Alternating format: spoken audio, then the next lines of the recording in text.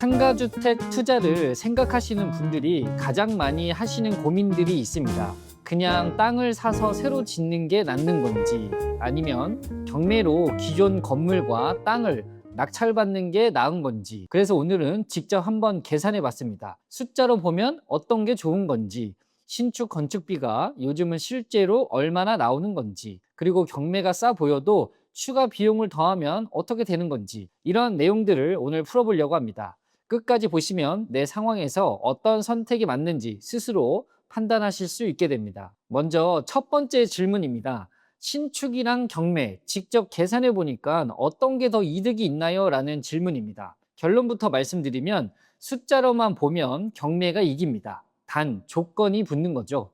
같은 입지, 같은 규모 기준으로 비교해 봤습니다. 서울 외곽이나 수도권 기준으로 대지 50평, 연면적 130평 내외의 지상 4층 상가주택을 기준으로 잡겠습니다. 신축으로 짓는다면 토지 매입비 그리고 건축비를 더해야 합니다. 요즘 건축비가 평당 850만 원은 기본이라서 연면적 130평이면 건축비만 9억에서 10억 원이 넘습니다. 여기에 토지비, 설계비, 인허가 비용, 각종 세금까지 더하면 전체 사업비가 14억에서 15억 이상으로 올라가는 경우가 많습니다.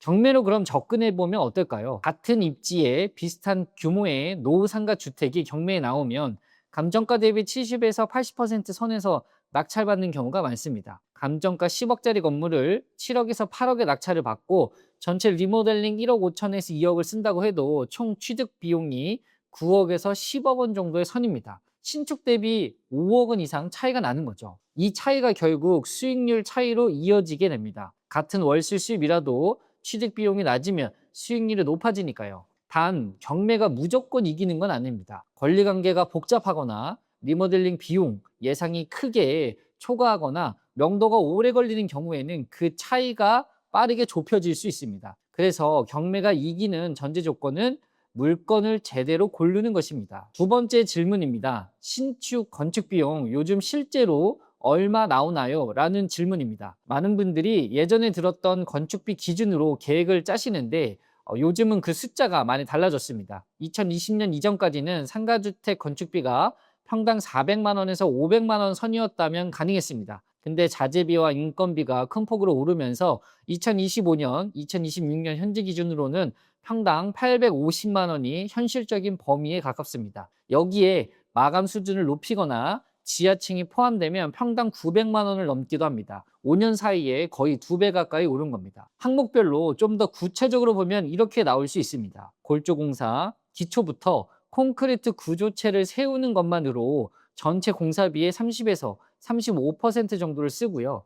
여기에 외장 마감이나 창호, 내부 마감, 설비, 전기 순으로 비용이 쌓이게 됩니다. 실내 마감 수준을 올리거나 시스템 에어컨, 엘리베이터 같은 설비를 추가하면 거기에 또 수천만 원이 붙는 경우가 있습니다. 그리고 건축비 외에 반드시 챙겨야 할 추가적인 부대 비용들이 있습니다. 설계비가 공사비의 5에서 8% 수준이고 감리비가 또 별도로 1에서 3%, 각종 인허가 및 취득세 관련 세금도 만만치 않습니다. 이것저것 다 합산하면 건축비 견적에서 15에서 20%를 추가로 더 잡으셔야 실제 나의 총 원가 사업비가 나오게 되는 거죠. 연면적 130평 기준으로 현실적인 총 사업비를 계산해 보면 건축비만 8억 5천에서 11억, 부대 비용까지 합치면 약 10억 원에서 13억 선입니다. 여기에는 또 토지비가 별도라는 거죠. 세 번째 질문입니다. 그럼 경매로 사면 건축비 없이 바로 수익이 나는 건가요? 라는 질문입니다. 경매로 사면 바로 월세 받으면 되는 거 아닌가요?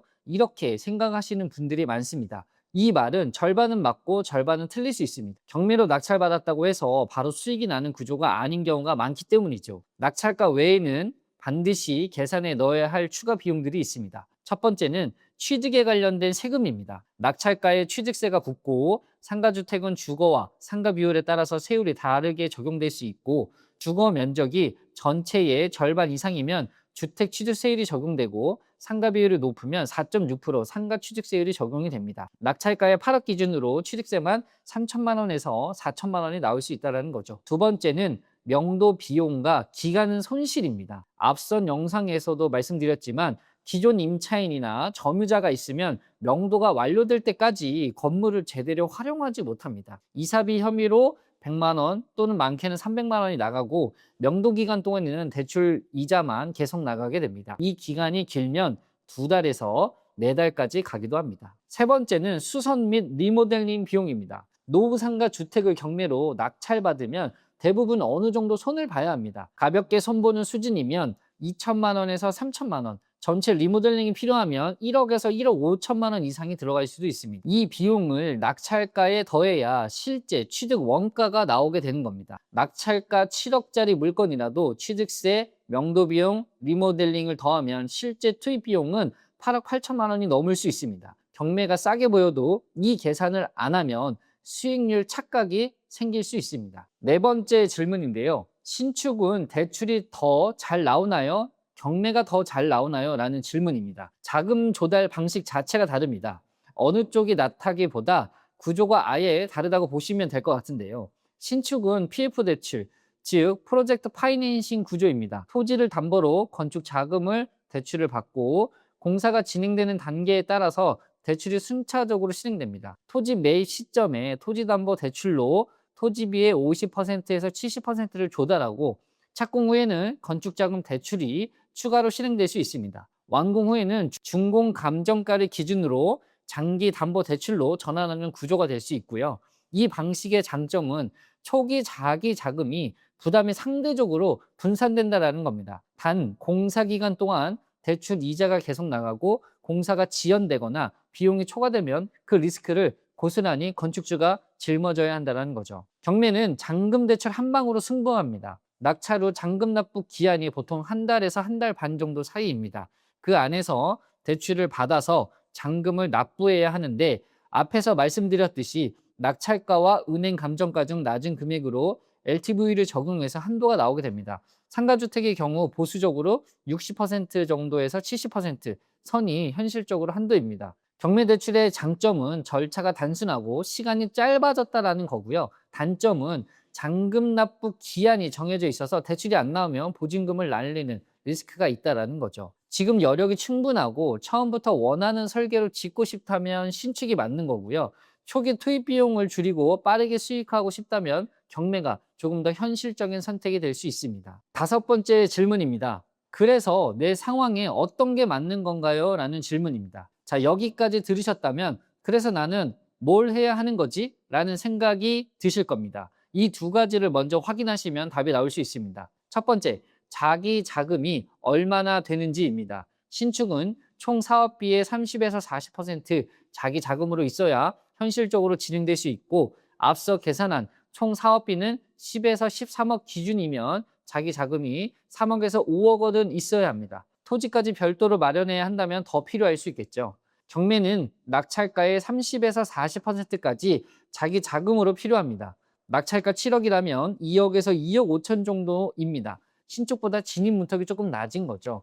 두 번째는 리스크를 얼마나 감당할 수 있는지입니다. 신축은 공사 기간이 보통 12개월에서 18개월입니다. 그 기간에 수익이 없고 이자만 나가게 될 수 있기 때문에 공사비에 대한 초과, 공사 지연, 준공 후 공실 리스크를 감당할 수 있어야 합니다. 경매는 낙찰 후 명도, 리모델링, 임차인 모집까지 빠르면 석 달, 길면 6달 안에 수익화가 가능합니다. 리스크 구간이 신축보다는 훨씬 짧습니다. 단 권리분석 실수라든가 예상 외의 수선 비용이 발생하면 그 리스크는 오롯이 낙찰자의 몫이 되는 거죠. 정리해보면 이렇습니다. 자기 자금이 충분하고 내 입맛에 맞는 건물을 직접 설계해서 장기 보유할 계획이라면 신축이 맞습니다. 자기 자금이 제한적이고 빠르게 수익화가 목적이라면 경매가 현실적인 선택입니다. 어느 쪽이든 숫자를 먼저 계산하고 들어가는 게 가장 중요하다는 거죠. 오늘은 신축과 경매를 숫자로 직접 비교해 봤는데요. 정답은 없습니다. 내 자금 규모와 리스크를 감당할 수 있는 능력에 맞는 선택이 정답이고요. 오늘 말씀드린 기준으로 한번 직접 계산해 보시면 어떤 방향이 맞는 건지 훨씬 선명하게 보이실 겁니다. 오늘 영상이 도움이 되셨다면 구독과 좋아요 부탁드리고요. 같이 건물 경매 공부하는 카톡방 만들어 놨습니다. 경매로 건물주 되고 싶다 하시는 분들은 이 방에 들어오셔서 저랑 같이 공부하시면 좋을 것 같고요. 상가주택 경매 관련해서 더 궁금하신 게 있으면 댓글로 남겨주세요. 다음 영상에서 답변 드리겠습니다.